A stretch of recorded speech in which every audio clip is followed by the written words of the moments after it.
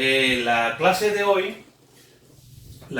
hoy es el Evangelio panorámicamente. Va a ser una serie de clases porque lo vamos a ver desde la perspectiva de 4 personajes: Mateo, Marcos, Lucas, Juan, los que ya conocemos. Claro que vamos a empezar por Lucas y ya les expliqué por qué razón voy a empezar con Lucas. Pero lo que vamos a tener es una serie de clases del Evangelio panorámicamente. La semana pasada tuvimos una pequeña introducción y hoy vamos a traer a la escena a un testigo, en este caso es Lucas y sus escritos, para entre los 4 escritos, los 4 manuscritos de estos personajes nos pueden dar un panorama de qué en realidad es el Evangelio, ¿ok? Y así que Lucas es la clase del día de hoy, el Evangelio panorámicamente, y las preguntas que siempre nos hacemos o nos debiéramos de hacer cuando estamos estudiando cualquier libro o cualquier manuscrito de la Biblia son importantes para ubicarnos, porque esto es literal, esto es terrenal, esto es humano, esto es para personas. Antes de para seres espirituales, es para seres naturales, normales, como cualquier otro personaje.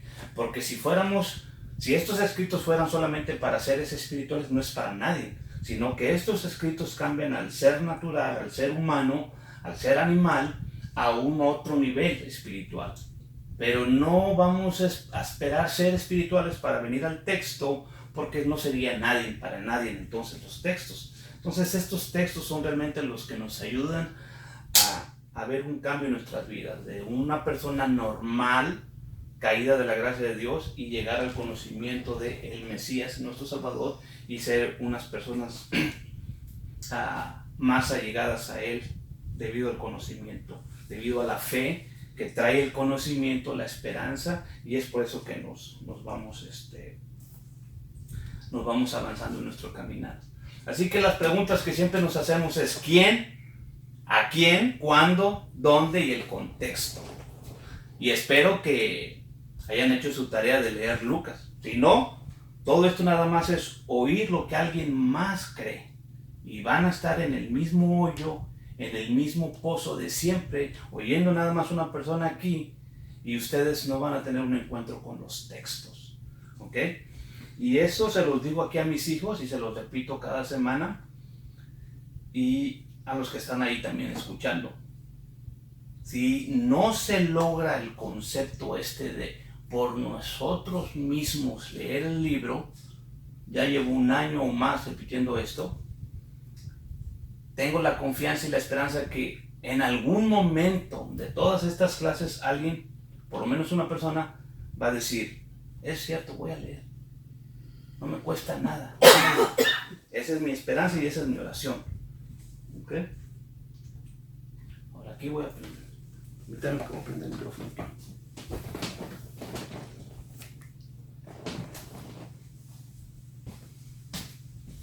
Ok. Entonces estas son las preguntas que nos hacemos. ¿Quién, a quién, cuándo, dónde y el contexto necesario para cualquier rollo? Y el rollo que vamos a empezar a leer hoy es el rollo o el manuscrito de nuestro hermano Lucas. Luca en griego, y doctor de profesión, también fue evangelista, compañero de Pablo según los mismos escritos, y no solamente escribió este evangelio, también escribió el libro de los Hechos según los historiadores. Y vamos a empezar a leerlo. Vamos a leer el capítulo 1, o no todo el capítulo, pero por lo menos vamos a empezar. Lucas 1, en adelante. Tomen el botaje aquí. Dice así, en el nombre de Dios, en el nombre del Señor, Yeshua.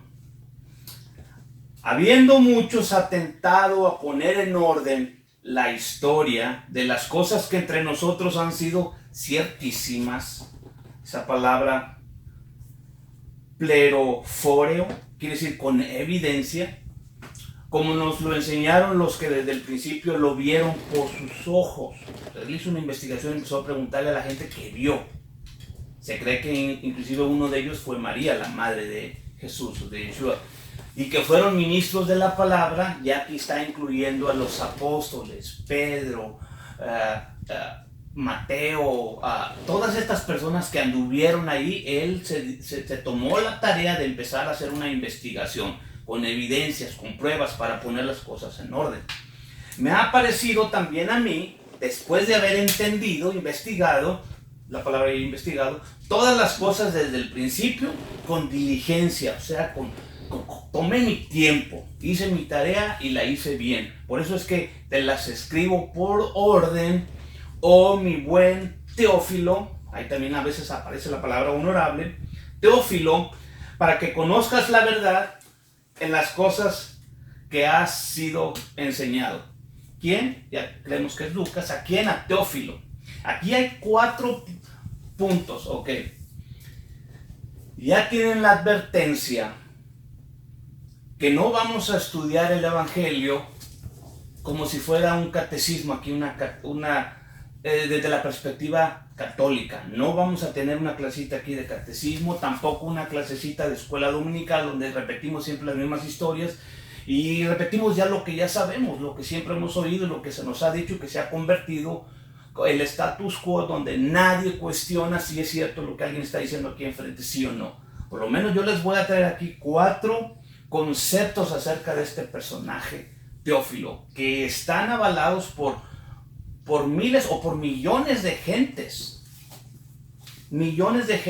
por doctrinas grandes de millones de gentes. Así que creo yo que es conveniente escuchar los básicos, los 4 puntos básicos de la gente que cree en la Biblia, de quién era este tal Teófilo. ¿Ok? Aquí están los 4 puntos. El número 1, según la iglesia copta, es una iglesia que tiene 75 millones de gentes. Empiezan desde Egipto, se van a Alejandría y vienen hasta Estados Unidos, por todas partes del mundo. Es una iglesia, una rama de la iglesia católica, pero ellos piensan que uno de los evangelistas originales, tal vez Marcos, originó esta iglesia que está hasta el tiempo.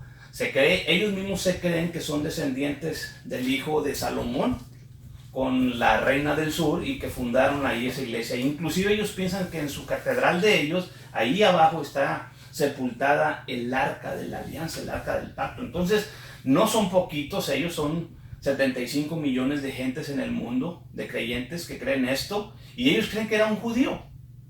Teófilo era un judío que vivía en Alejandría, que era de los que estaban ahí levantando el movimiento que ya Marcos había empezado esta gran iglesia. Así que eso es lo que ellos creen. ¿Okay? Pero hay otro, y creo que aquí es donde cabe la mayoría de la iglesia cristiana, que dice que era un oficial romano, porque excelentísimo era un título que se le daba, y inclusive en el libro de Hechos, a Festo y a Félix, como gobernadores, como personas de la clase política. Entonces se cree que era un oficial romano y que Lucas se da la tarea, por un trabajo que se le exigió, escribir todo el evangelio en orden. Este es el segundo punto de vista. Yo sé que ustedes y yo por mucho tiempo me inclino también ahí y creo algunas cosas de eso.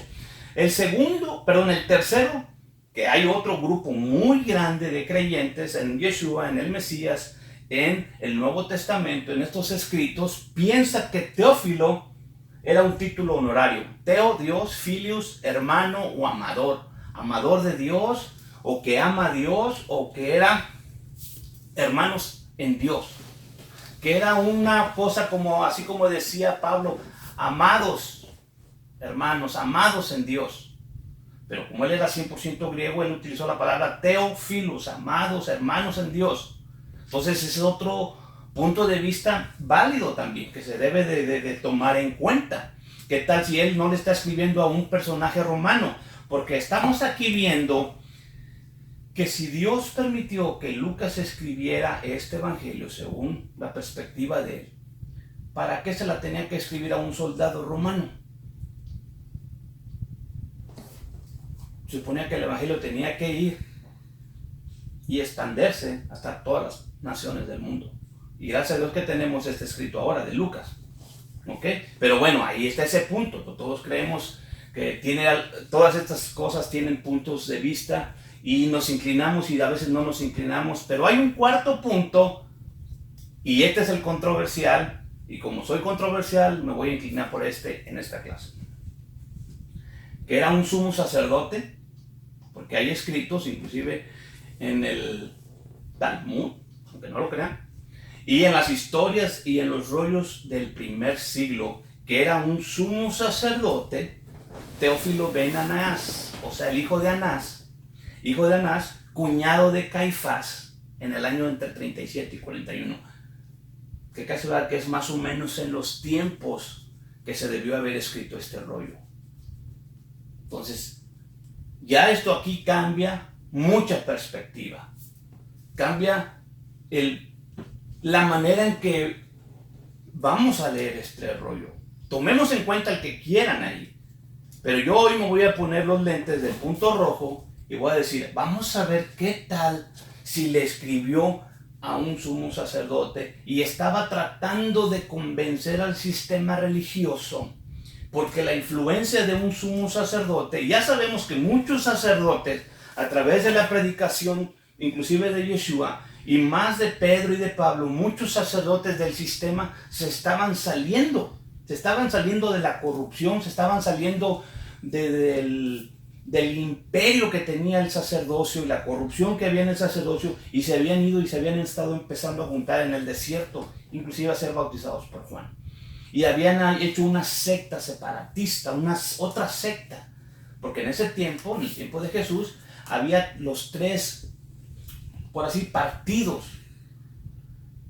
religioso y a la vez político, que movían todo el mercadeo del templo. Eran los fariseos, que eran los que estaban más apegados a las costumbres y mandamientos de hombres encima de los mandamientos de Moisés. Estaban los saduceos, que eran los que en ese momento tenían el control del templo y del sumo sacerdocio, y estaban los esenios, o los de la secta separada, los hermanos separados, los de Qumran, los rebeldes, eran separatistas, y ahí estaban.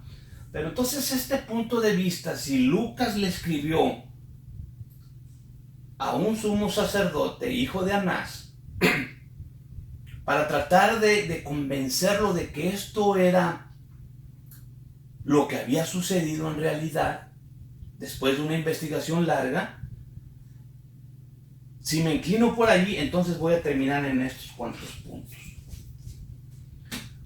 Porque Lucas va a empezar sus escritos, si ya lo leyeron, con la historia de un sacerdote visitado por un ángel.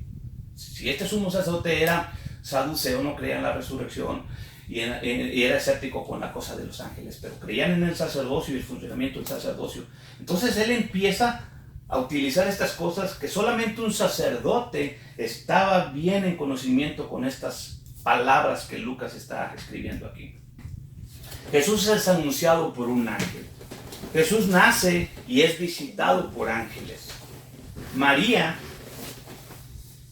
después de que terminó lo que en el judaísmo se conoce como nidia, este tiempo de purificación, cuando era un niño, y el primero, 40 días. Cuando eran una niña, ya saben, 80 días de purificación, para que el niño fuera llevado, ella pudiera presentarse a cualquier cosa de público. Entonces aquí vemos que él dice que pasados los días de nidia, de la purificación, María llegó y fue presentado a Jesús. Pero Jesús también fue circuncidado en el 8º día. Puras cosas que el sacerdote estaba relacionado, puras cosas que el sacerdote hacía. La purificación, la circuncisión, el pidón jabén, es otro término. ¿Se acuerdan que ahí dice que cuando llegó el tiempo según la costumbre, y no es la costumbre, simplemente era la ley, cuando un varón abría la matriz de la madre por primera vez, este varón era primogénito y había que pagar un rescate por él, porque el Señor era dueño de los primogénitos. Entonces él tenía que ir y hacer un sacrificio especial por haber roto la matriz de su madre. Y es cuando María va y lo lleva, y es cuando hacen este ofrecimiento y dice que lleva los palominos y todo esto. Ahora, cabe mencionar aquí que toda la vida del Señor Jesús, todos sus milagros, todas sus predicaciones, inclusive la vía dolorosa, está bajo la ley, está en la ley. Todo esto, por eso yo pienso que si hubo muchos milagros bajo la ley, porque Jesús está en la ley, está bajo la ley, todos estos milagros, todas estas predicaciones, todas estas parábolas fueron bajo la ley de Moisés. Y por eso todo esto se tenía que hacer, todo bajo la ley, de acuerdo a la ley. Es un golpe fuerte cuando creemos que no porque Mateo, Marcos, Lucas, Juan están en el Nuevo Testamento, que conocemos como los escritos del Nuevo Testamento, quiere decir que es el Nuevo Testamento. Si se supone que la sangre de Yeshua divide los testamentos, divide, es necesario que Él muera para traer el nuevo pacto. Entonces todo lo que Él vivió, todo lo que escribió Mateo, Marcos, Lucas y Juan hasta el momento de la crucifixión es Antiguo Testamento, es Antiguo Pacto. Hubiera sido claro si hubiéramos puesto esta palabra que alguien añadió aquí como Nuevo Testamento de nuestro Señor Jesucristo, antigua versión de Casiodoro de Reina, 1569, revisada por Cipriano de Valera, 1602. Fíjense, este es el Nuevo Testamento y aquí dice, cotejada posteriormente, después de que, del 1500 y del 1600, cotejada y posteriormente con diversas traducciones y contextos hebreos y griegos. Posteriormente. Quiere decir que ellos saben que había escritos del Nuevo Testamento en hebreo y en griego. Aquí está en su Biblia, cuando está esa hoja que alguien añadió aquí. Y esta es de las asociaciones bíblicas internacionales. Alguien puso esta hoja aquí, pero puso esa información que se me hizo importante porque acaban de encontrar rollos y el Vaticano inclusive está soltando rollos y material de donde hay un Mateo hebreo. ¿Ok? Ahora, me regreso aquí. Otra de las cosas que Lucas redacta en esta carta o en este escrito como si fuera para oídos sacerdotales, para oídos de un sacerdote, porque menciona todas estas cosas del sacerdote, también menciona cuando Jesús era como a los 12, a esa edad, todos los hombres tenían que venir a Jerusalén a hacer lo que se llama el Bar Mitzvah de Jesús, que era como que en ese momento él se hace, sobre él cae el peso de la ley, sobre él cae los mandamientos, sobre él cae todo el rigor, ¿ok? Y después también mencionaría la crucifixión, la resurrección y la ascensión, cosas que los saduceos, si es que Teófilo es un sumo sacerdote, le iba a empezar a molestar desde el principio de los escritos, pero él lo pone ahí de entrada para decir, esto es lo que te voy a explicar, que este Yeshua, este Jesús, un hebreo de hebreos, ¿verdad? Un judío de judíos, hizo todo lo que se tenía que hacer de acuerdo a la ley, vivió bajo la ley, hizo todo lo que está en la ley. Entonces tú como sacerdote tienes que tomar en cuenta esto. Tú que sabes cómo estaba y cómo está la situación de nuestros sacerdotes en este momento, ¿ok? Entonces se me hizo un buen punto tomar en cuenta esto. Sigamos leyendo ahora en el 1.5, Lucas 1.5. Y ya les dije, esta no es un catecismo. Hubo en los días de Herodes, rey de Judea, un sacerdote llamado Zacarías, de la suerte de Abdías, y su mujer de las hijas de Aarón, llamada Elizabeth, y eran ambos justos delante de Dios, andando sin reprensión en todos los mandamientos y estatutos del Señor. Todos los mandamientos. Ahora, entre todos los mandamientos que están en la ley, muchos mandamientos son que nada más aplican para los niños. Hay unos cuantos mandamientos para los niños, otros para las mujeres, solamente aplican para ciertas cosas de mujeres. Otras para los hombres, todos los hombres. Otras para los sacerdotes y otra para los sumos sacerdotes. En otras palabras, un sumo sacerdote ya tiene todos estos mandamientos que aplican para el resto de los personas. El sumo sacerdote es una persona que él tiene que cumplir todo lo que otras personas cumplen como mandamientos, más los de ser sacerdote, más los de ser sumo sacerdote. Entonces, este Zacarías al cumplir todos estos mandamientos, en ese tiempo era algo que le estaba cayendo en shock a quien haya sido, si era Teófilo, hijo de Anás, porque Anás, ustedes ya saben la corrupción de Anás y de Caifás, si este Teófilo era el sumo sacerdote, porque el hijo de Anás se llamaba Teófilo, entonces se ha de estar diciendo, bueno, yo no conocí ese sacerdocio o ese tipo de sacerdocio. Yo estoy en ahorita, en lo que está ahorita, en los 40. Y toda la revuelta y los romanos encima. Entonces era algo de pensar. Pero de repente él empieza con esta historia, esta fotografía de Zacarías y el Shiva o Elizabeth. Están ahí, y les puse estos nombres en hebreo porque tengo un propósito.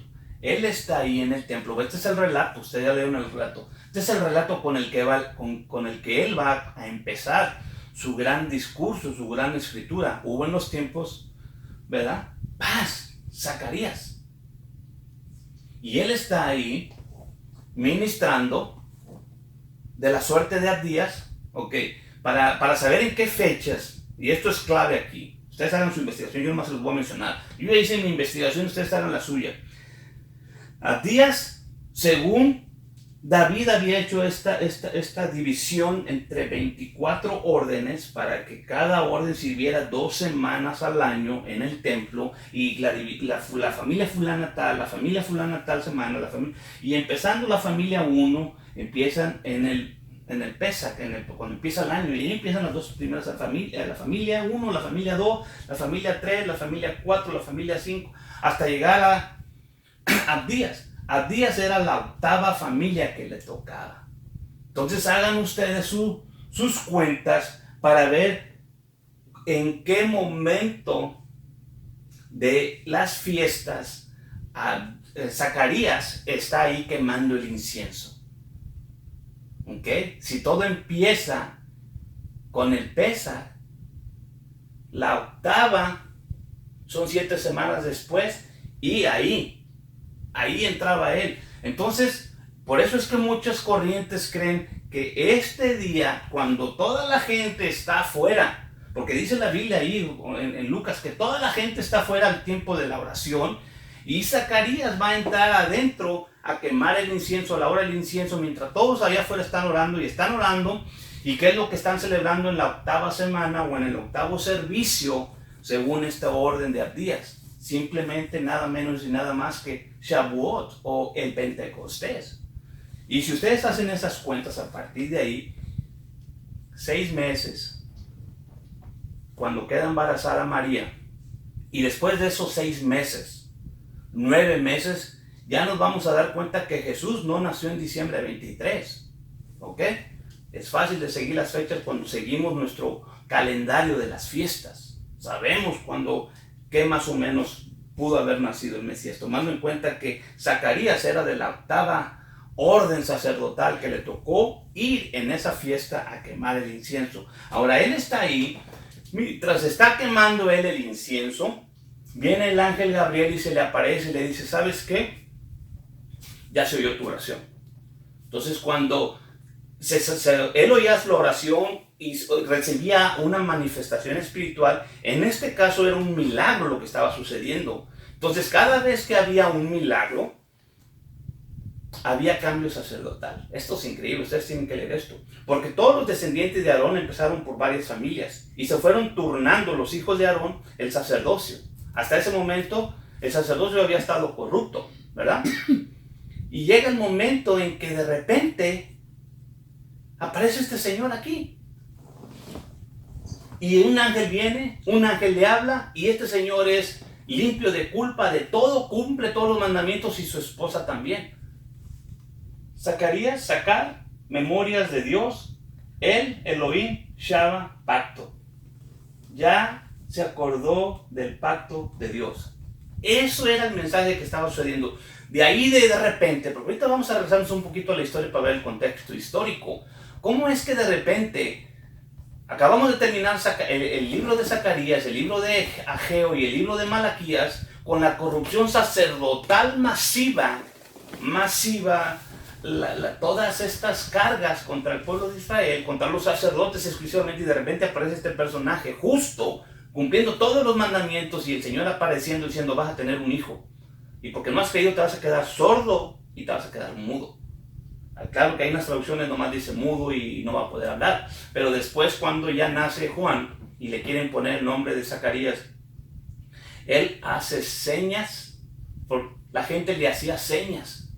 ¿Cómo le vas a poner? Y él pidió una tal que no podía hablar. Entonces no podía ni oír ni hablar. La palabra ahí no podía ni oír ni hablar. Entonces quedó sordo mudo. Y con señas le dijeron: trátalo, y él puso Juan. Juan va a ser su nombre, porque ese es como Dios les había dicho. ¿Ok? Pero ¿qué pasó entre lo que acabamos de leer, estos últimos profetas que fueron después de que Babilonia soltó a Israel, que regresara a la tierra? Ya vimos que va a llegar Ageo, Zacarías y Malaquías. Y ya vimos que en Malaquías, puse esa foto, espero que se vea, Malaquías les trae todas estas cartas. Si las leo rápido.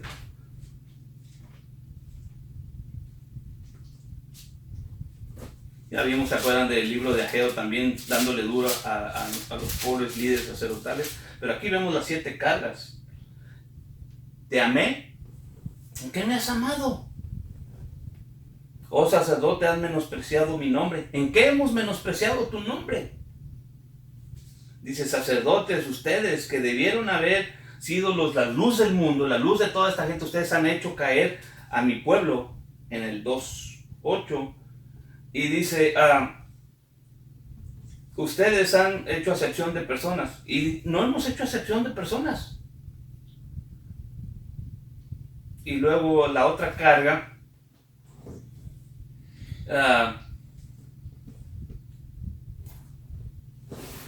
está en el 2. Han hecho cansar a Jehová. ¿En qué te hemos cansado? Todas las cargas que aprendimos. Y regrésense a mí, en el capítulo 3:7. Regrésense a mí, arrepiéntanse. ¿De qué nos tenemos que arrepentir? En el 7, ustedes me han robado. ¿En qué te hemos robado? Todas estas son respuestas y cargas a los sacerdotes. ¿En qué te hemos robado? En los diezmos, las ofrendas. Tienen ahí el macho cabrío y ustedes me están trayendo a la borrega dañada, quebrada, flaca, enferma, cuando la gente les ha traído las ofrendas que ustedes han impuesto, y de acuerdo a los escritos de Esdras y Nehemías, la gente respondió fuertemente cuando rezaron y trajo ofrendas hasta que ya no se podían detener, pero ellos se quedaron con las riquezas y ellos estaban mal usando las cosas, y aún entre sus propios familiares únicamente hacían esta repartición. Esto es básicamente la historia del día de hoy, ¿ok? Básicamente la historia de hoy. Ustedes, sus palabras siguen prevaleciendo contra mí. Entonces, Malaquías les trae estas cargas a estos sacerdotes, pero ahí se termina el Antiguo Testamento, supuestamente, y empieza el Nuevo Testamento con este Zacarías. Mientras aquí están los sacerdotes hijos de Sadoc, que ya sabemos que también estaban haciendo corrupción, porque entre ellos se habían casado también con extranjeras, mas sin embargo la ley sacerdotal no los estaba golpeando a ellos como estaba golpeando al resto de la ciudadanía. Y los estaban trayendo cargas y cargas a los demás, mientras a los hijos de Sadoc los protegían porque era el sacerdocio que estaba ahí. Ahora, ¿qué sucedió en esos años? ¿Qué sucedió en esos años? Porque hay un promedio de 400 a 500 años, según los estudiosos. Yo digo que hay exactamente lo que dice la Biblia, porque ahorita lo vamos a leer. Porque Daniel es el que tiene un lente tan afinado para ver lo que está viviendo el pueblo, lo que está inmediatamente viviendo, lo que va a vivir en un momento más allá, 1 año, 2 años, 100 años, 200 años, 400 años, y todavía va a extender el lente para decir: y en los postreros días Por eso es que Daniel nos ayuda para el desenvolvimiento de todos estos puntos históricos que están aquí. ¿Ok? Y él tuvo esta visión. En este tiempo, antes de que entraran y que están en Babilonia, vino Ezequiel y Daniel. Y él vio todo lo que estos personajes y el resto del pueblo de Israel, hasta el tiempo que viniera el Mesías, iba a ver. Y después vio también lo que iba a suceder hasta el final de los tiempos. Entonces él predice, cuando él ve esta estatua, cuando él ve aquellas figuras, aquellas bestias en el río, todo esto él predice. Y él le dice a Babilonia, ¿sabes qué? Nabucodonosor, tú eres la cabeza, pero se va a acabar, se va a caer. Tú eres la cabeza, pero se va a caer. Después van a venir otro reino, los medo-persas. Este va a ser un carnero con unos cuernos que se va a extender al norte, al sur, y al este, y al poniente. Van a crecer, es otro imperio que viene.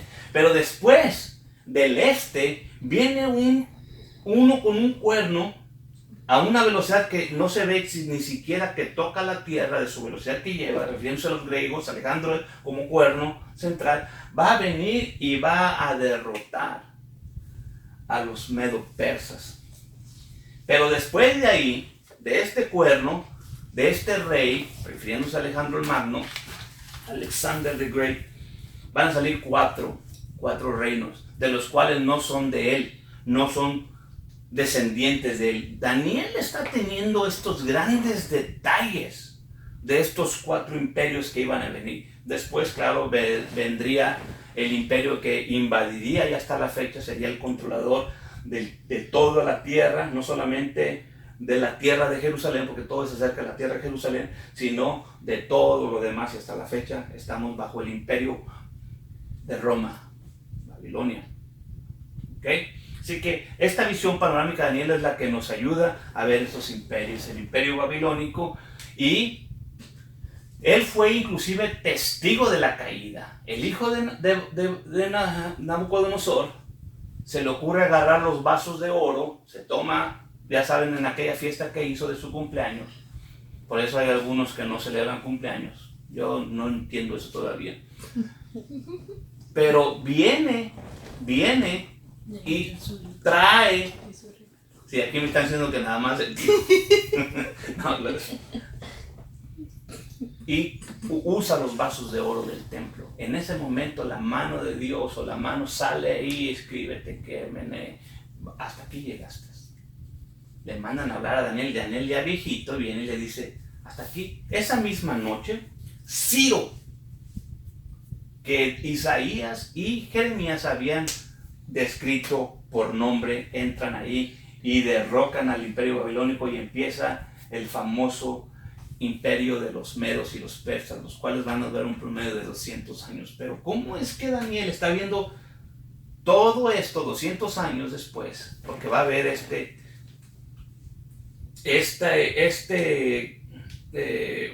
macho cabrío que viene con un cuerno a toda velocidad y los va a derrocar también.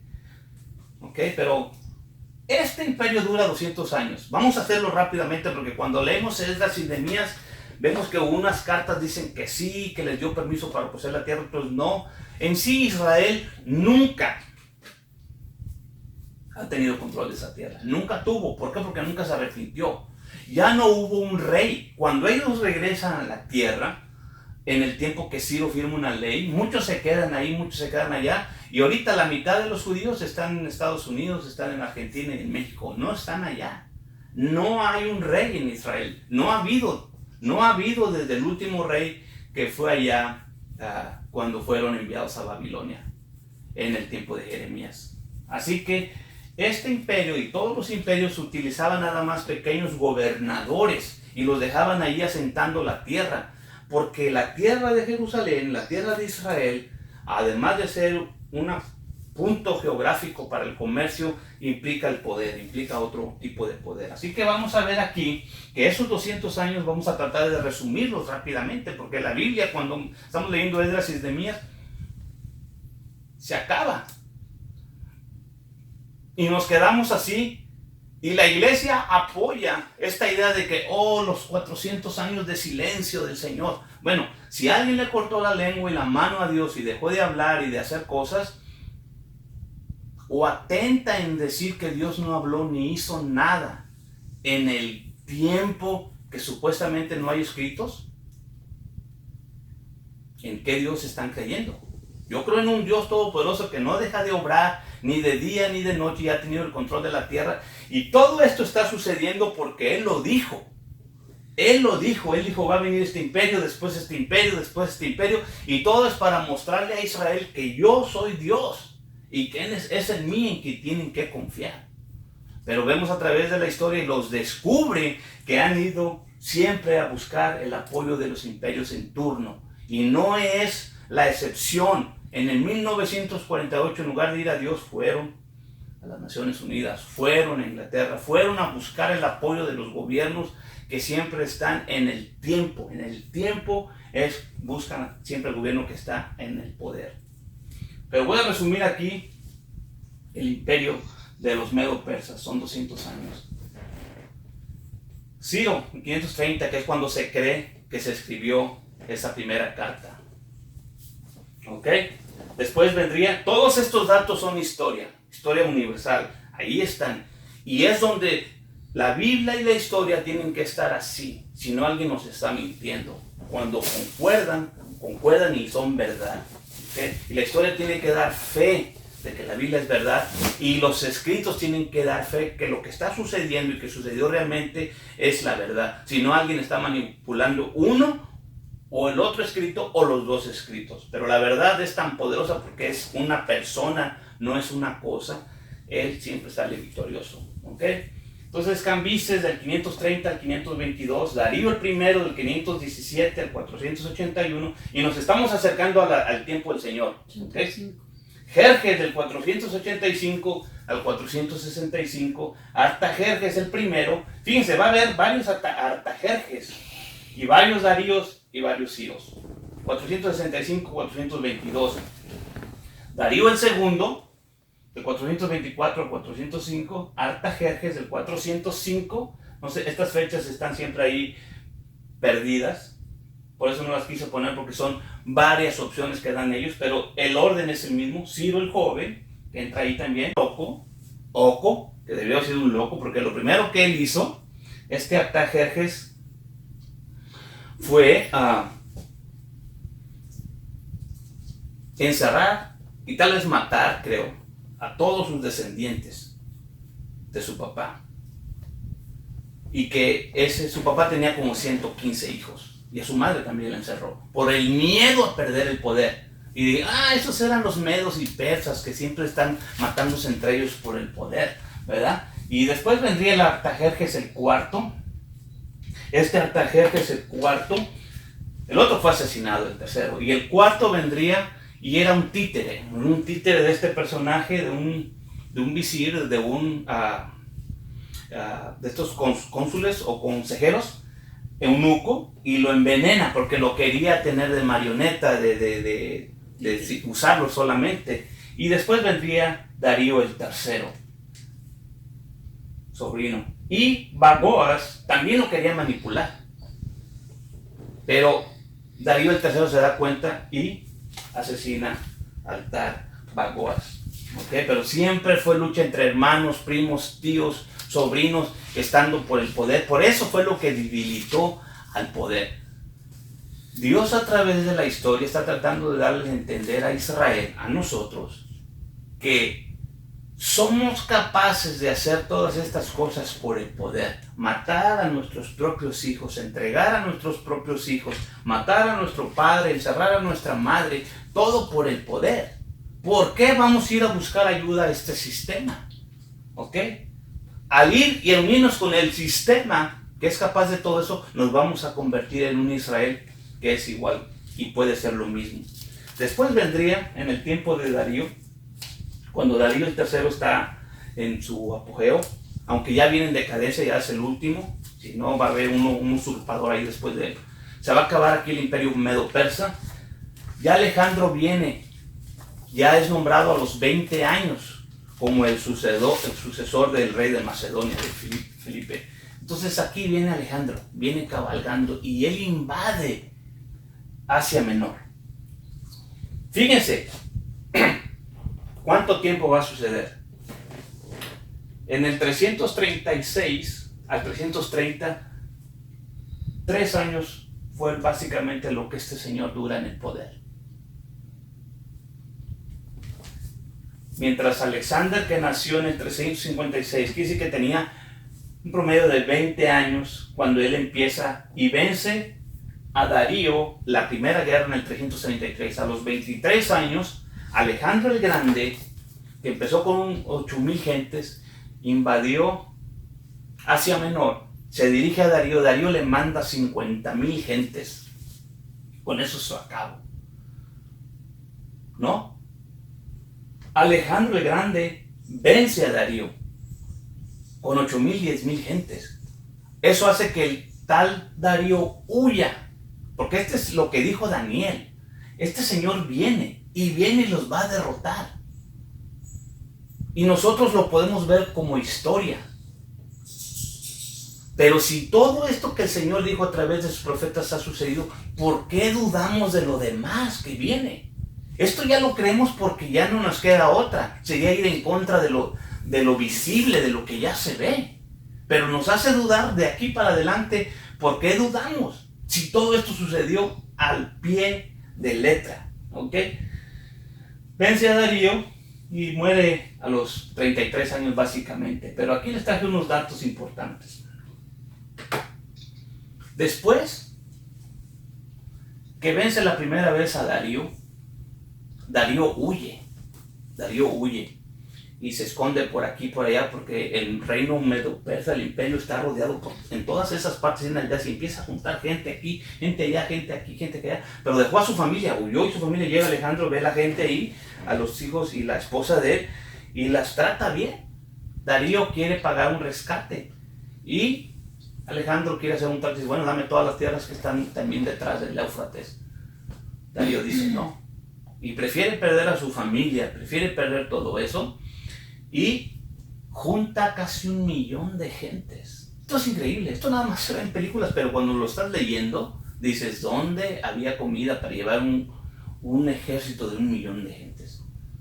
Pero cuando estás leyendo la historia ves que los mongoles eran bastantes también, cuando les tocó venir a ellos. ¿Y qué pasa? Dios va a respaldar al profeta Daniel, que dijo, este va a venir y va a conquistar. Y vino. Alexander vino y lo destruye en esa segunda guerra. Increíble. Esto solamente se debe a que Dios debe haber respaldado las palabras de Daniel. Darío vuelve a huir. ¿Por qué? Porque estos reyes siempre están allá, bien atrás de la guerra. Alejandro iba ahí en medio. Estos reyes siempre andan allá, moviendo gente desde acá, moviendo las masas, pero desde atrás. Son cobardes al final. Entonces Darío huye otra vez más y anda huyendo, se anda escondiendo. ¿Qué va a hacer Alexander? Va a visitar a todos los pueblitos que son y que han hecho alianza con los persas, porque ahora empieza el imperio griego. Y él era de otro corazón. Se dice que llegaba y decía, ok, ¿te quieres aliar conmigo? Te doy la oportunidad. Toma unos cuantos soldados, sigan trabajando la tierra, paguen impuestos. Y así fue como fue conquistando. Se dice que llegó hasta la India, Pakistán, Afganistán y todos esos lados del norte. Inclusive cuando persiguió a Darío se fue hasta entre las montañas de la nieve hasta allá, porque pensó que nunca iba a irse a esconder, a ir a buscarlo hasta allá. Pero, ¿qué va a pasar? Jerusalén había hecho alianza con los medo-persas y le pagaba impuestos a ellos. Entonces Alejandro va a visitar por primera vez Jerusalén. Todo esto es historia, pero es el contexto histórico del momento que sucedió entre Malaquías. Porque esto no lo sabemos, porque como que nos arrancaron unas hojas en la Biblia. Y de encima los judíos decidieron no canonizar junto con los cristianos a Macabeos 1, Macabeos 2, porque como no había escritos en hebreo, nada más en griego, dijo, estos no. Mas sin embargo, Los judíos no quieren que leamos Macabeos para darnos cuenta de cómo era su situación realmente, igual que los medos y persas, matándose hijos con hijos, hermanos, sobrinos, por el poder, por el sacerdocio. Mas sin embargo de ahí obtenemos, yo no, pero se obtiene Hanukkah, ¿no? Entonces, continuando aquí, Alexander va a visitar Jerusalén.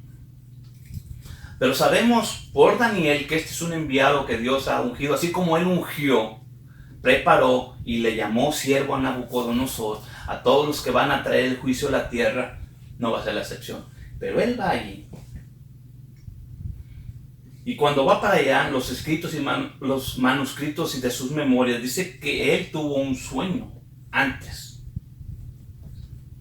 de llegar allá. Cuando él llega, Jerusalén sabe que está perdida. Ya oyó de cómo viene este imperio, cómo viene Alejandro haciendo y deshaciendo. Hacen por primera vez algo y dicen, no tomaron la actitud que tomaron cuando Jeremías les dice, arrodíllense, sométanse al poder, sométanse al juicio de Dios. Es de Dios este juicio. Ahí creo que hicieron algo, aprendieron algo y dijeron, entonces mandan ¿a quién? Al sumo sacerdote. Pero el sumo sacerdote con miedo y todo dice, posiblemente este es nuestro último día, voy a hacer, se viste de sumo sacerdote con todas las piedras y todo, posiblemente esta es la ofrenda que nos toca hacer como pueblo y aquí hasta aquí llegamos. Y él sale vestido a recibir a Alejandro y cuando Alejandro lo ve con toda la pedrería, con todo el uniforme sacerdotal, Alejandro se baja del caballo y se tira al piso y le hace reverencia. Sus 4 generales se quedan asombrados ahí y dicen, Alejandro, ¿qué te pasó? Dices que ustedes no saben. El que me envió aquí, el que me ha estado guardando y protegiendo, me dijo que me iba a dar una señal aquí con un personaje y me mostró este personaje en sueños. ¿Qué le pasó a Jerusalén? No le pasó nada. Fue sometido, fue absorbido, pero no pasó la destrucción, no los destruyó Alejandro. Pero esto es increíble en las notas que están ahí. Alejandro va a morir, joven. Tuvo 2 esposas, o 3, hijos que todavía no nacían cuando él murió, estaban embarazadas. Se cuenta y se rumorea también en toda la historia que su amigote de toda la vida tenía relaciones ahí. Quién sabe, eso no se puede confirmar, aunque está pesada la cantidad de libros que están ahí. Pero lo que sí podemos asegurar es que murió joven. Murió joven. Y Dios tenía que respaldar lo que dijo a través de Daniel. No va a durar mucho. No va a durar mucho. Y su cuerno va a caer y de ahí van a salir 4 cuernos. Y ninguno de esos 4 cuernos va a ser descendencia de él. O sea, con todo este detalle vemos que cuando se dividen los reinos, él está a punto ya de morir porque se cree que fue envenenado, otros que una enfermedad, y otros de dolor porque murió su amigo. Lo que haya sido, él le manda a hablar a sus 4 generales, Ptolomeo, Demetrio, Lisímaco y Seleuco. Y cuando está ahí a punto de morir, ¿quién quieres que tome tu puesto? Porque no tienes hijos. Cosa que Daniel había dicho o escrito, porque Dios le dijo, el que va a heredar los reinos son 4 cuernos. 4 cuernos y ninguno es de su descendencia ni de su poder. Y él, entre que pudo hablar y no, algunos traductores dicen, no, él le quiso dar el reino a otro fulano, ninguno de esos. Pero bueno, la Biblia tiene que cumplir 4 reinos. Y estos 4 reinos, o estos 4 grupos, se dividen todo lo que ya había conquistado los griegos, y ahí están. Ptolomeo, Egipto, reino del sur. Y de ahí va a haber muchos Ptolomeos, ¿ok? Demetrio, Grecia. Lisímaco, el Asia Menor, Tracia, el pedacito ese que está al lado de Grecia. Y Seleuco, hacia el imperio Seleucida, que ese era el más grande, el territorio más grande, muchos nómadas ahí. Y sucedió lo que sucedió porque estaba en la Biblia, porque Dios Esto es historia, pero sucedió de acuerdo a la visión de Daniel. ¿Ok? Ahora están estos 4 personajes ahí, siguiendo y controlando todo el imperio que había conquistado a Alejandro. Y aquí están los lugares más o menos. Aquí, Egipto, ¿verdad? Ptolomeo. De aquí para allá, Seuluco. Aquí, esto sería Grecia, ¿verdad? Y este pedazo aquí de Asia Menor sería dominado por Antígono, o lo que les dije acá de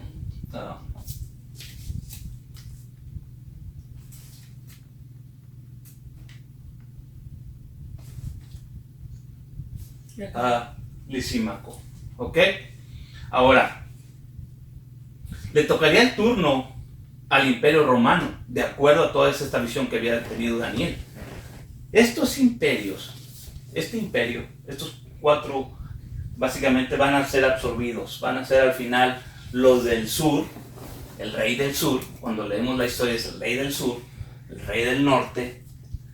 Israel está aquí, este pedacito que está aquí, ¿verdad? El imperio seulúcido, que se va a expandir y va a absorber toda Asia, va a irse hasta Afganistán, Pakistán, la India, todo más para allá, todo hacia arriba. Y todos están luchando por el pedacito porque esta era la conexión entre todo lo que era África, Egipto y todo lo de acá de Europa por el mar. El paso y el tráfico de aquí hacia la India y los mongoles, que era la gente mayor, todo el negocio pasaba por ahí. El que controlara este pedazo de Siria hasta Israel, hasta Jerusalén, iba a controlar todo el mundo. Por eso este pedacito de tierra que parece insignificante ha causado tantos problemas. Y es el centro, es el corazón de la Biblia. Todo está sucediendo. Toda la Biblia es en relación a este pedacito de tierra, a ese pueblo que Dios ha levantado todos estos imperios para enseñarle a Israel que no hay que confiar en sus métodos, que nuestro método es diferente. Si Dios te dijo que te iba a dar la tierra, son estos métodos. No son estos métodos de terror, no son estos métodos de ambición. Pero vendría otro imperio, el Imperio Romano, pero nacería diferente. Y se aprovecharía de la guerra entre esos 2 imperios. Y muchos se preguntaron, ok, ¿y por qué Roma, que todavía no era nada, muy poco tenía conquistado, cuando Alejandro el Macedonio, que estaba aquí, unificó Grecia después de la muerte de su papá a los 23 años y empezó a caminar y llegó hacia Menor, ¿por qué no conquistó Roma? ¿Por qué no conquistó Roma? Y se hubiera no los hubiera dejado crecer, porque ellos fueron y conquistaron todas las costas del Mediterráneo hasta llegar allá el mar de Europa, llegar toda Europa hasta España y todo el norte de África. Todo esto lo conquistó Roma, mientras acá estaba el pleito entre los Ptolomeos y los Eunucos. Y mi respuesta que yo pudiera dar es, porque ya estaba escrito. Daniel dijo, así va a ser. Después ellos van a venir. Lo único que les puedo decir. No se pueden lamentar. Y aquí es un mapa del día de hoy. Me voy a pasar hasta acá. El imperio Ptolomeo, todo esto, ¿verdad? Hasta acá. Esto quedó controlado por los seulúcidas desde Israel, Líbano, Irak, Georgia, todo el mar Caspio, Uzbekistán, Tayikistán, Afganistán, Pakistán, hasta la India, Nepal. Todo eso lo anduvieron conquistando ese imperio. ¿Cómo es posible que perdieron? Jesús lo dijo, un imperio dividido no permanece. Y debido a estas guerras, se debilitó, mientras los romanos empiezan a tomar, y empiezan por Grecia, Turquía, y van a venir y van a bajar. Pero cuando llegan a Israel, los romanos, son los romanos que utilizan al pueblo judío. Fíjense, esto es increíble y esto está en la historia. Es Roma con ayuda de soldados judíos. Porque los judíos están ahí en medio y siempre se van a andar prestando. Fue en ocasión que ellos fueron utilizados por los selúcidas para ir y luchar contra Egipto. Esto es increíble. Quiere decir que Israel, si usted lee la historia, siempre ha estado el mejor postor. Al que me dé más en ese momento yo me alineo. Básicamente un mercenario, si hablamos de palabras fuertes. Si los selúcidas son los más poderosos, me alineo a los selúcidas. Si ahora es Egipto, con Egipto. Si ahora es Roma. Y ponían la vida siempre y cuando les dejaran gobernar el templo. Esa es la historia. Así es de triste. Y supuestamente, mientras los selúcidas están ahí tomando el control, pero ya en su decadencia, vienen toda esta, déjenme leerles aquí.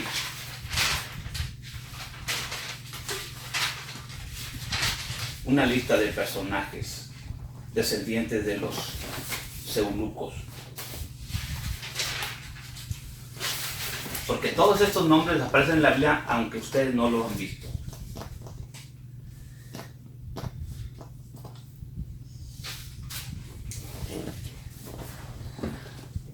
Porque de dónde es de donde nosotros tenemos un personaje llamado Antíoco Epífanes.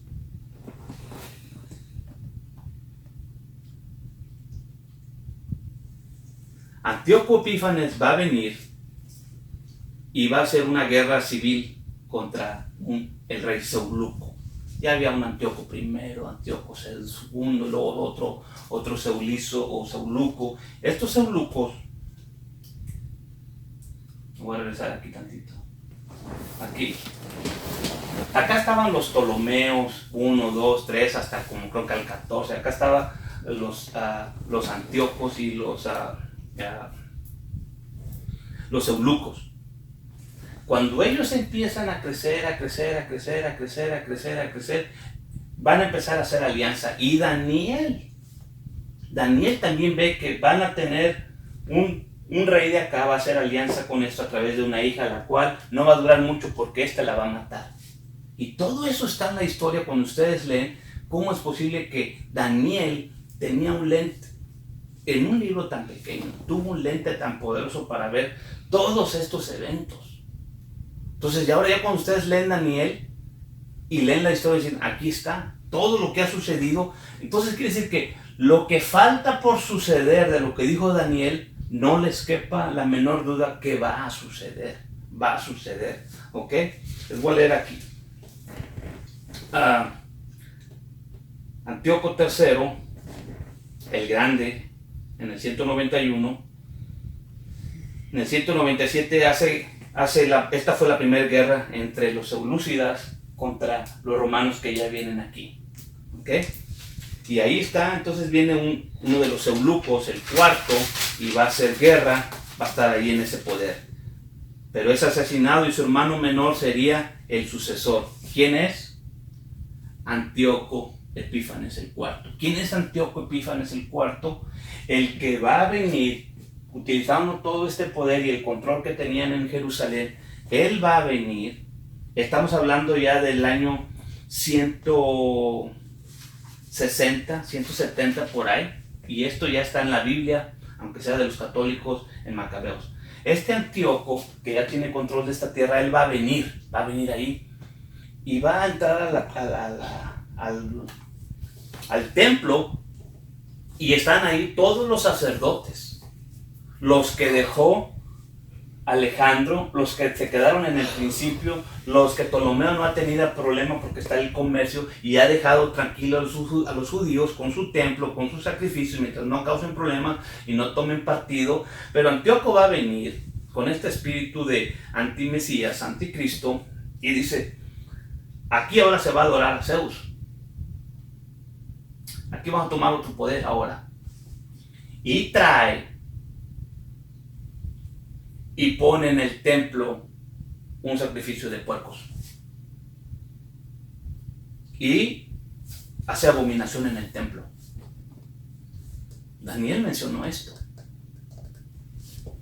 Ahí está un grupo de sacerdotes llamados los Hasmoneos, mejor conocidos como Macabeos, y están ahí y ellos dicen, nosotros ya no vamos a participar aquí del templo. Él les dice, van a hacer este sacrificio ahora, va a ser así. Macabeos dice, yo no voy a participar de eso, ni mi familia, tenía 5 hijos. Pero uno de Israel, un sacerdote israelita que estaba ahí, un sacerdote de los de Aarón, que estaba también ahí, por mantener esto que le estoy diciendo, la paz, iba a ofrecer el sacrificio del marrano en el altar del templo. Ya había sido de todas maneras humillado el templo, y él lo iba a hacer para mantener la paz. Pero Macabeos le lanza una lanza y lo mata, y ahí empieza la famosa revuelta. Dice, no lo voy a hacer yo y no voy a permitir que nadie lo haga. Y ahí es donde empieza la famosa revuelta de los Macabeos, porque ustedes leen el 1 y 2 Macabeos en las Biblias católicas. Si no lo han leído, léanlo para que vean lo que está sucediendo ahí, porque ahora empieza esta era de los Macabeos. Supuestamente ellos marcan una independencia de estos dos imperios en el 194. En el 194. ¿Por qué digo todo esto? Porque ahora que viene el Imperio Romano, supuestamente ahora Israel es independiente, porque vencieron un grupo, no a todo el imperio griego como en el judaísmo, dicen vencimos al imperio más grande del tiempo. No, ya estaba en decadencia, y además estaban divididos y entre ellos estaban perdiendo mucha gente, mucho territorio, y ya estaba Roma infiltrado en los dos imperios, en el del sur y en el del norte. Simplemente lo que pasó ahí fue algo que ya está escrito por Daniel. Es el cambio de poder y los romanos van a tomar el control. Pero ahora como están humillados ahí, este movimiento va a empezar a moverse. El movimiento de los macabeos a defender el pedazo de la tierra.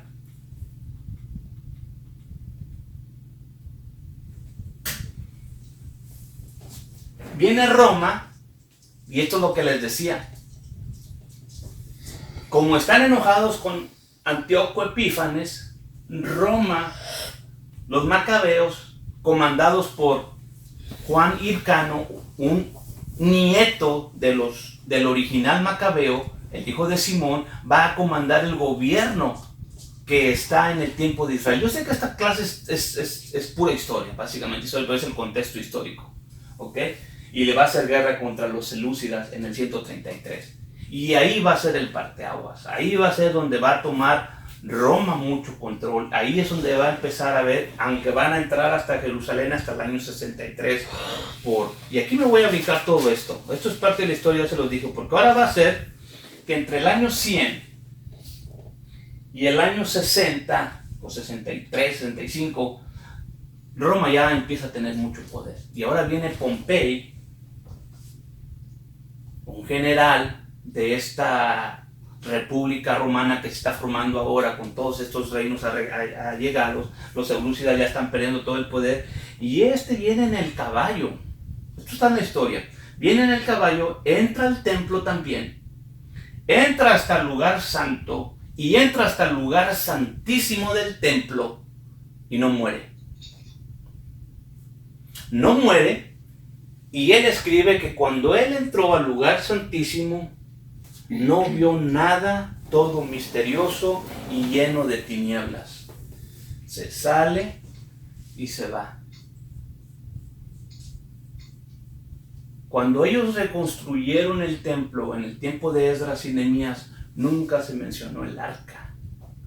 Y el arca no fue otra vez metida dentro del lugar santísimo. A esto quería llegar yo, que no solamente Antíoco Epífanes cambia los sacrificios, pero nuevamente es humillado el templo que ahora los romanos van a desafiar con Pompey. ¿Qué pasa ahora? Roma toma el control, deja ahí a los macabeos, hijos y los nietos igual vuelven a hacer lo mismo. Si ustedes leen a los macabeos, los hijos de los hijos, los nietos se empiezan a pelear por el poder, pero ahora es Juan Hircano era sumo sacerdote. Su hijo quería ser rey y sacerdote. Los tres movimientos, uno de ellos le dice, oye, no. Los fariseos dicen, es que los sacerdotes tienen que ser de Leví, pero los reyes son de Judá. Ahora un macabeo, que es sumo sacerdote, dice, mátame a esos 500 sacerdotes para que no estén conspirando contra mí y me dejen en paz. Y así fue estos macabeos que empezaron bien, empiezan terminando mal. Y ese fue el hijo menor de Simón, el primero de los primeros hasmoneos. ¿Ok? Pompey termina con los Seleucidas en el 63, es cuando entra. Y de ahí, toda la política romana, hasta que Julio César ya se declara básicamente después de la muerte de Pompey y de otros generales, es absorbido y empieza lo que sería ahora este imperio romano con los Césares. ¿Ok? Y aquí está la dinastía hasmonea. Aquí voy a terminar la historia para que vean.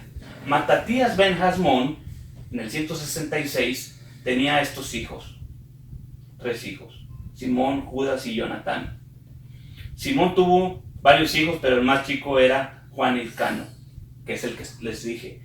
Juan tuvo 3 hijos, que también tuvo que meter a la cárcel su hermano, que tendría a Alejandro Janeo, le puso Alejandro en memoria de Alejandro. Tenía estos hijos, Hircano el segundo y Aristóbulo. Aquí va a haber una guerra civil entre ellos dos.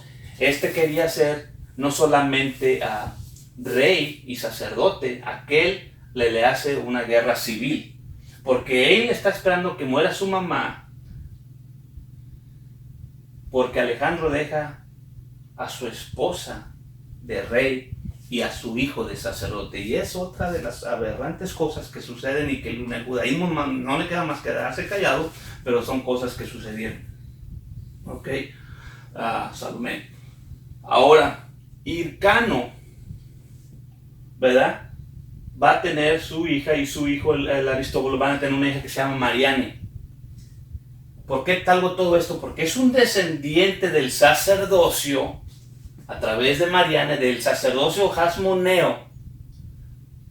Mariane, la última gota de esta rebelión macabea, que se va a casar con Herodes el Grande.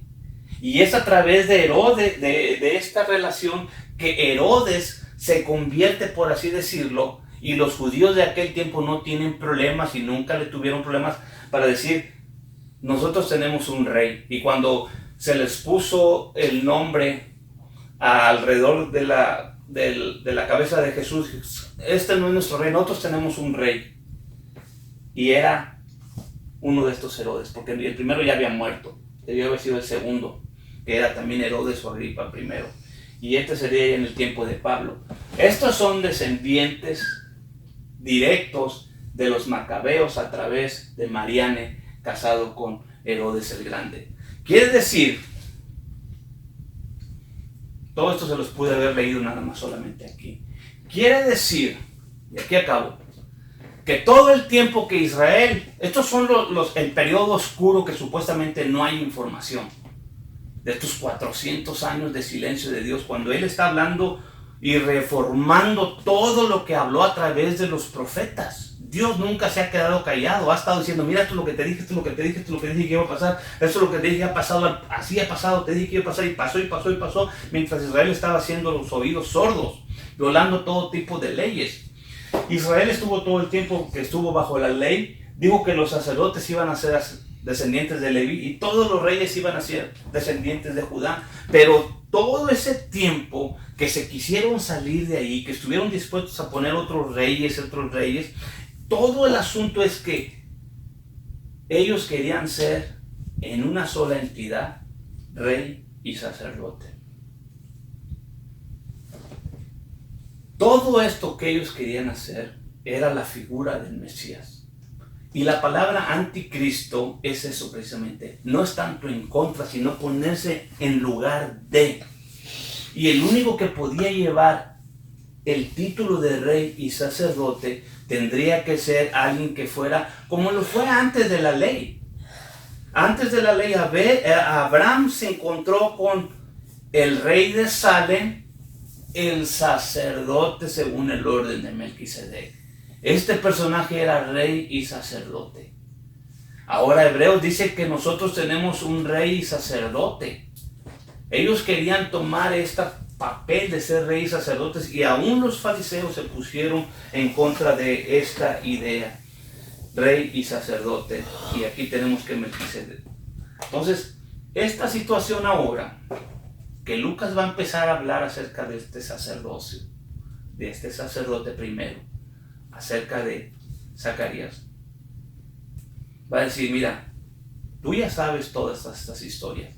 Esa gente sabía lo que había sucedido hace 100 años, hace 200. Bajo qué imperio estaban y cómo habían llegado ahí. Todo ha sido para usurpar la posición de nuestro Salvador, que es rey y sacerdote.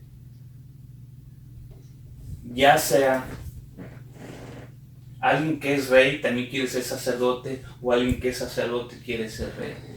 Y a partir de ahí va a haber sacerdotes que van a controlar a todos los reyes de la tierra hasta este tiempo. ¿Por qué? Porque han querido usurpar el lugar que solamente le corresponde a nuestro Mesías, el Salvador. Por eso creo yo que todo es acerca del sacerdocio. Porque ha habido un cambio en la ley, ha habido un cambio en el sacerdocio, y ahora ya no estamos bajo la ley. Entonces alguien ahora sí puede ser otra vez rey y sacerdote. Y ellos se anticiparon unos cuantos años antes. Sabían que eso venía, y ellos pensaban, inclusive pensaban que los macabeos eran los Mesías, que Simón era el Mesías. Ese Simón Macabeo, papá de Hircano. Después que Juan Hircano era el Mesías. Todavía en otra revuelta, ya después del año 70, como en el año 100 y algo, pensaron que Simón Barcova era ese el Mesías. Y nunca han podido ver que él, Yeshua, fue el Mesías, es rey y es sacerdote. Por eso damos gracias a Dios que nos hace sentido a nosotros toda la Biblia, en que Él ahora no solamente es rey, porque Mateo nos da su linaje, según David, y Lucas también lo va a hacer, y también es sumo sacerdote, pero según la orden de Melquisedec, y no según el orden levítico. Yo sé que esto fue mucha historia, pero la próxima clase hablaremos un poquito más de él. Pero voy a terminar con una escritura aquí. 1:22 de Lucas.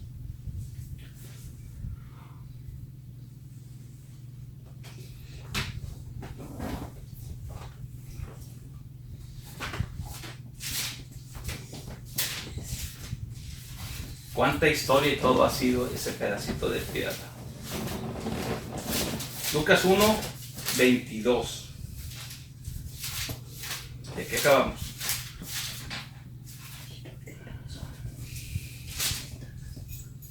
Les dije que no nos íbamos a poner los lentes del catecismo.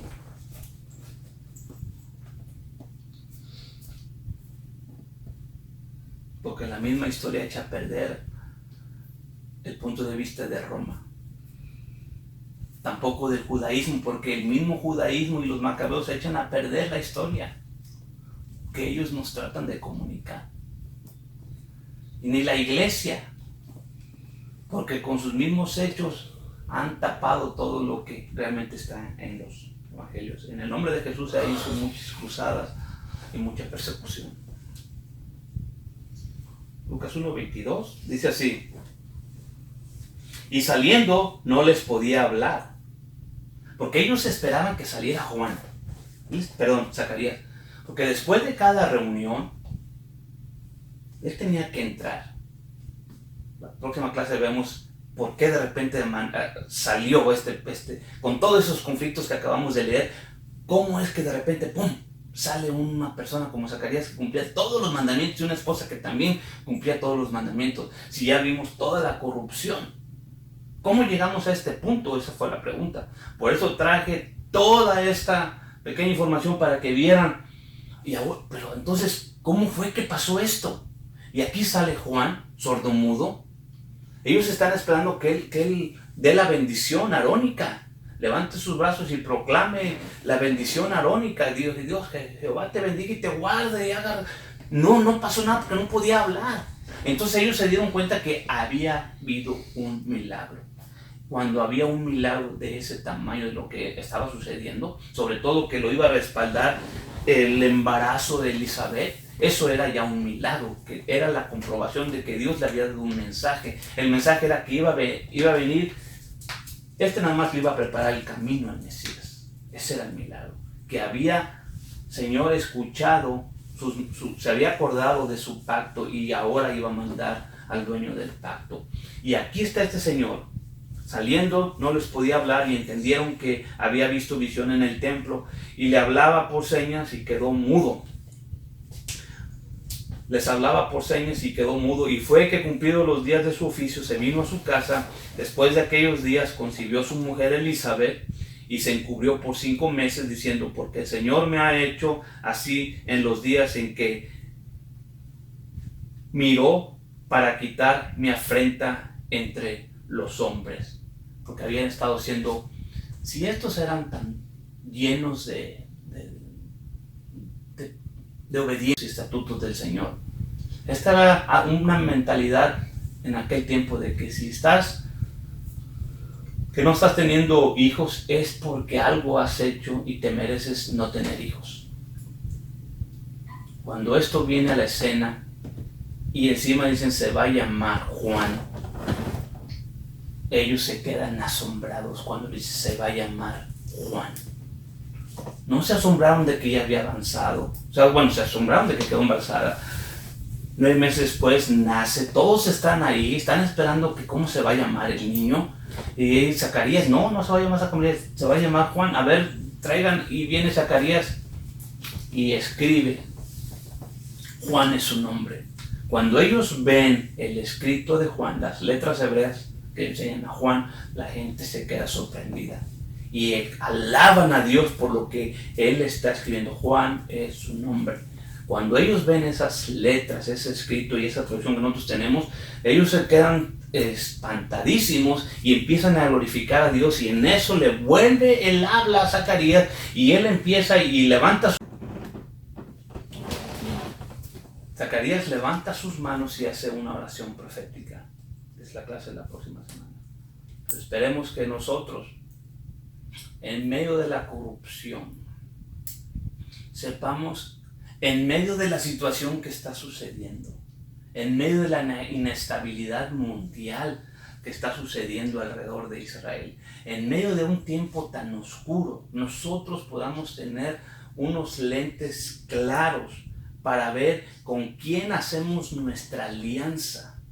Nosotros no la vamos a hacer nuestra alianza con nadie que no sea el Señor, con nadie que no sea Yeshua. Él es nuestro rey, es nuestro sacerdote, y no vamos a orar en contra de nada de lo que él dijo. Si él dijo que iban a venir los persas, no voy a orar en contra del imperio persa y de Meda. Si él dijo que iba a venir Alejandro, no me voy a encontrar orando en contra de Alejandro y que conquiste todas las tierras. Si él dijo que iba a venir el imperio romano y iba a controlar la tierra, yo no me voy a oponer porque él ya lo dijo. ¿Ok? Y si él dijo que cuando él viniera iba a haber todas estas cosas que están empezando a suceder, yo no me voy a encontrar, ahora que veo todo esto históricamente, orando en contra de las cosas que están sucediendo simplemente porque alguien te manda una cadenita de oración. Estas cosas que están sucediendo y que van a empezar a suceder ya están escritas. Y necesitamos nosotros aliarnos con Él y empezar a hacer lo que los profetas dijeron que había que hacer en este tiempo. Miqueas nos dijo, hacer justicia, misericordia y ser humildes. Todos los profetas te van a decir, amárrate con el Señor, arrepiéntete de tus pecados, pon tu vida en paz y obra la justicia, obra la misericordia. Y es con el que yo me voy a alinear en este tiempo difícil y no voy a orar en contra de las cosas que están sucediendo. Todo eso está escrito que iba a venir y no es nada a lo que dice la Biblia que va a venir, que va a haber un día como el cual nunca hubo ni habrá jamás. Padre, te damos gracias porque tú eres nuestro rey, nuestro sacerdote, y nuestro reino no es de este mundo. Confiamos y esperamos que tu sacrificio ha sido suficiente para salvar y redimir a Israel. No son los gobiernos de la tierra, Señor, los que nos van a dar las promesas que tú nos has dado. No es las Naciones Unidas, no son las organizaciones de este mundo, Señor. Eres tú y de la manera bíblica como dijiste que lo ibas a hacer y establecer. Va a haber necesidad de que tú vengas nuevamente y establezcas el orden y la paz. Y cuando tú vengas y establezcas el orden y la paz, entonces, Señor. Pero hasta ese momento, permite que nosotros nos alineemos con tus pensamientos, con la justicia, bajo este sacerdocio de Melquisedec, obrando, pensando justamente, Señor. Que nos alineemos con tus mandamientos y con tus promesas, esperando el día de la redención. Tuya es la venganza, dice tu palabra, Señor. Ayúdanos a mantenernos limpios y puros en nuestra mente. Te lo rogamos en el dulce nombre de tu Hijo amado Yeshua. Esperamos el día de redención de Israel. Gracias, Padre. En el nombre de Yeshua. Amén. You unravel me with a melody. You surround me with a song of deliverance from my enemies, till all my fears have gone. I'm no longer a slave to fear. I am a child of God. I'm no longer a slave to fear. I am